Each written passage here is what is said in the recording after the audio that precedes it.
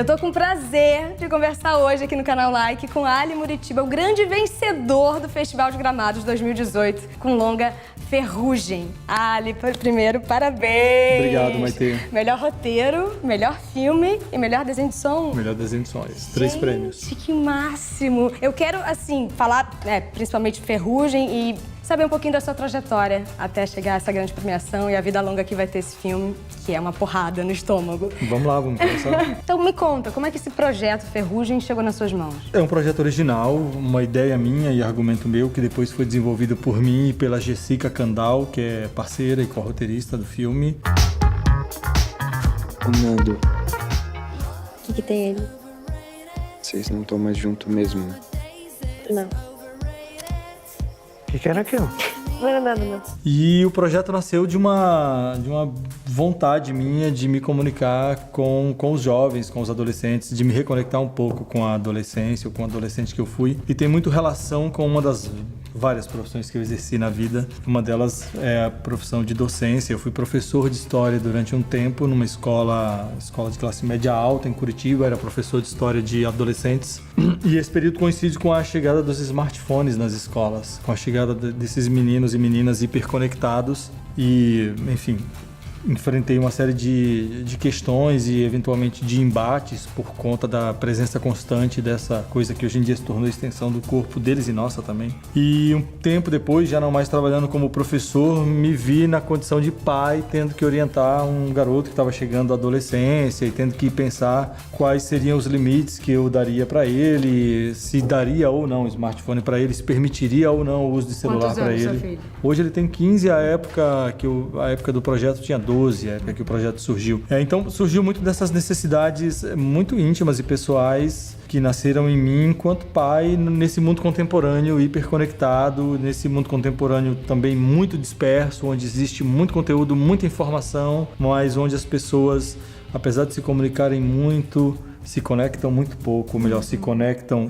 apesar de se conectarem via internet, se conectam humanamente, intimamente muito pouco. Nesse processo, que eu imagino que deve ter sido um tanto quanto doloroso pela história do filme, você conseguiu alguma resposta, alguma luz nesse limite entre a tecnologia, entre a educação e como a gente lida com essa nova geração de millennials, como é que a gente pode dar esse suporte dessa transição que a gente viveu e eles estão vivendo, né, mais intensamente? O filme ele foi feito muito mais para expressar algumas das coisas que eu penso sobre toda essa situação da hiperconectividade, da incomunicabilidade na era moderna. E ao longo do processo de feitura dele, eu tive que me relacionar muito intimamente com adolescentes. O elenco do filme é quase todo adolescente. Houve esse processo de aproximação com essas pessoas, também para fazer a pesquisa para escrever roteiro. Houve todo o processo de preparação, de elenco. Quanto tempo durou a preparação dos atores? A preparação de elenco teve um casting de 4 meses e depois a gente teve 30 e poucos dias de preparação, ensaio, e era uma coisa intensiva, de 8 horas por dia, 5 dias por semana. Aí, gente, a diferença. Tem que ser, né? E foi muito enriquecedor, porque eu pude aprender muito com eles. E uma das coisas mais surpreendentes para mim foi perceber que as questões da adolescência, que eram típicas de minha adolescência e talvez da sua, porque acho que a gente é quase contemporâneo, ou seja, da adolescência de jovens não conectados, elas permanecem até hoje, que são questões que dizem respeito à insegurança, a medo de não pertencer a algum grupo, a medo de exclusão, a medo do julgamento externo, essas coisas todas permanecem. A diferença é que hoje elas são hiperbólicas, elas são maximizadas pela grande difusão e pela velocidade de difusão da internet. Foi você, não foi? Você ficou com inveja, com ciúme? Fala! Não fiz nada. O Nando tinha esse vídeo com ele? Eu? Você tá maluca? Fala a verdade. Por que você espalhou nosso vídeo no colégio, Nando? Deleta essa porra. Você acha que tá mais cruel agora do que antigamente? Está mais explícito do que antigamente e principalmente a capacidade ou a possibilidade do exercício da empatia me parece reduzida porque há sempre um obstáculo entre nós e o outro, e esse obstáculo é uma tela. Esse obstáculo é um computador ou é um smartphone. Editado, né? E ainda editado, É muito né? mais fácil eu te agredir ou fazer uma piada boba através de um smartphone sem olhar no seu olho. Olhar no seu olho e perceber a reação que eu provoco em você ao te ferir, ao te machucar ou a fazer uma determinada brincadeira é muito mais difícil. Então a internet, esse anteparo aí que existe, que são as telas, a possibilidade do anonimato também torna tudo muito mais aparentemente superficial para o agressor, porque não há esse contato, essa conexão humana. Ela está sempre intermediada por uma máquina e tal. Então foi um grande aprendizado ter me relacionado com esses jovens no processo de feitura desse filme. Eu percebi também que talvez não a solução, mas talvez um caminho para escaparmos de todas essas armadilhas que a internet e as tecnologias que são muito sedutoras nos oferecem seja muito simples. É a rua. É o contato, gente. É a rua, é isso, é tocar no outro, é viver com o outro, é conviver com o outro. A gente parou de conviver no sentido de viver junto. E o Ferrugem é o segundo filme que parece ser uma trilogia, né? O primeiro é Para Minha Amada Morta, que levou também muitos prêmios. Me conta mais a ligação entre eles. Isso foi a melhor coisa que aconteceu na minha vida. Com o Para Minha Amada Morta, eu comecei a refletir sobre duas questões que me são fundamentais enquanto pesquisador de cinema, que são, uma, o registro da autoimagem num suporte eletrônico. No Para Minha Amada Morta é num VHS, no Ferrugem é um celular, que é essa coisa de nós produzirmos imagem de nós mesmos para uma determinada pessoa e as consequências da produção dessa imagem quando ela cai na mão de uma terceira pessoa, que não deveria ser aquela para a qual nós direcionamos o vídeo. Isso me preocupa muito porque essa coisa de quando nós registramos a nós mesmos, nós estamos revelando parte daquilo que ou somos em essência, ou desejamos ser, ou desejamos aparentar ser. E obviamente quando a gente deseja aparentar ser algo, a gente deixa escapar parte daquilo que é a nossa essência, pelo menos parte de nossa vaidade está explícita ali quando nós nos filmamos. E quando nós nos filmamos, nós também nos mise-en-scenamos. A gente está atuando, a gente está desempenhando um papel. Me ocupa essa coisa da auto-mise-en-scène, porque nos tornando hoje em dia atores de nós mesmos, porque todo o tempo estamos produzindo imagens sobre nós. E me perguntava e me questionava sobre quais eram os efeitos disso, as consequências disso, e ao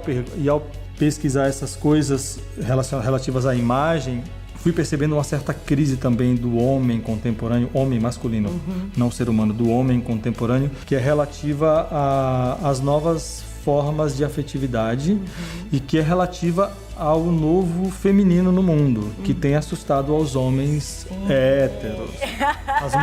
As mulheres que se permitem, que têm se permitido, ainda bem, cada vez mais o exercício do desejo e que têm se permitido cada vez mais a liberdade do desejo e da expressão desse desejo tem provocado uma série de crises e de medos nos homens que foram educados de maneira tradicional. E o Para Minha Amada Morta e o Ferrugem falam dessas coisas, dessas duas coisas. Vi um homem muito fragilizado, quase com resgate a um feminino ali também, um pouco perdido. Completamente perdido, flanando. Não saber lidar com isso, exato. Tanto o Fernando, do Para Minha Amada Morta, quanto o René, do Ferrugem, expressam facetas desse masculino que não sabe muito bem qual é o seu lugar no mundo nesse momento, e ainda bem que eles não sabem ainda qual é o lugar deles no mundo nesse momento. E fica num mistério, a sua direção, assim, de tirar o chapéu mesmo, porque fica numa sensação o tempo inteiro que pode acontecer o pior, né? Você fica numa iminência, como se fosse uma bomba relógio, e a forma como você dirige,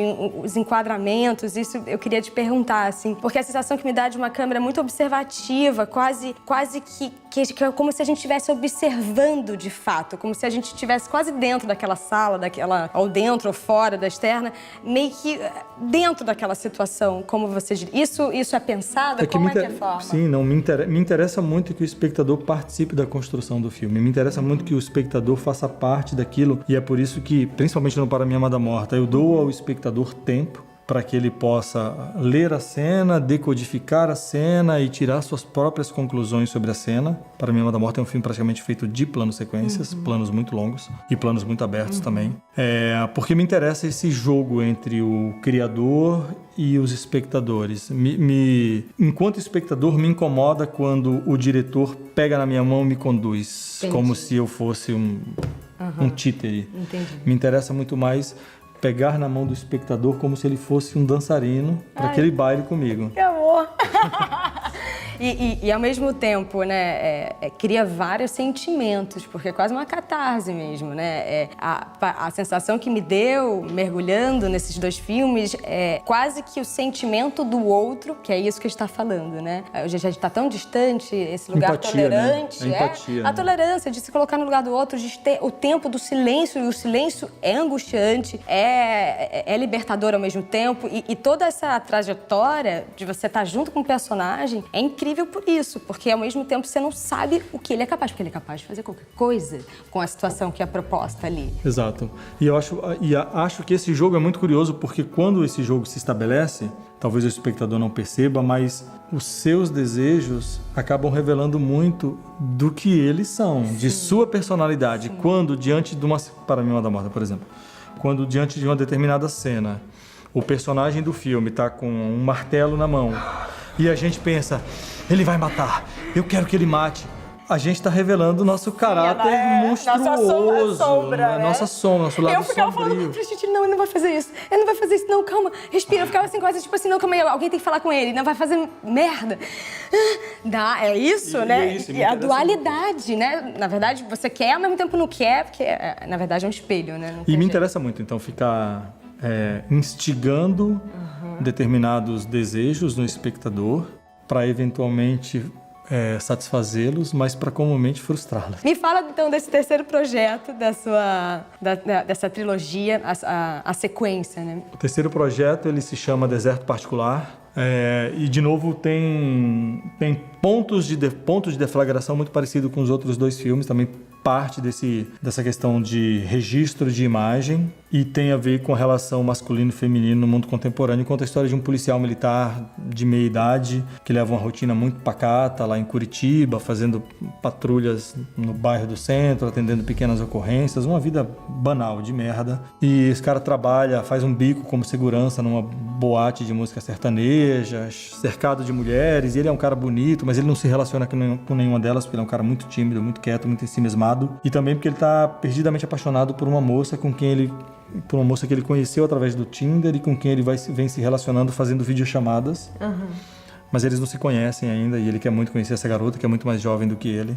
Até que, num dado momento, a garota deixa de atender suas ligações, deixa de visualizar suas mensagens, apaga seus perfis nas redes sociais. E esse cara, muito angustiado com o desaparecimento dessa mulher que ele julga amar, decide ir atrás dela, e ela mora no interior do sertão da Bahia, e a gente sai da Curitiba gélida, ultraconservadora, pro Nordeste fervilhante, vibrante, Colorido. Nada conservador. E você vai rodar quando esse terceiro projeto? Roda o ano que vem. O ano que vem? Ai, parabéns.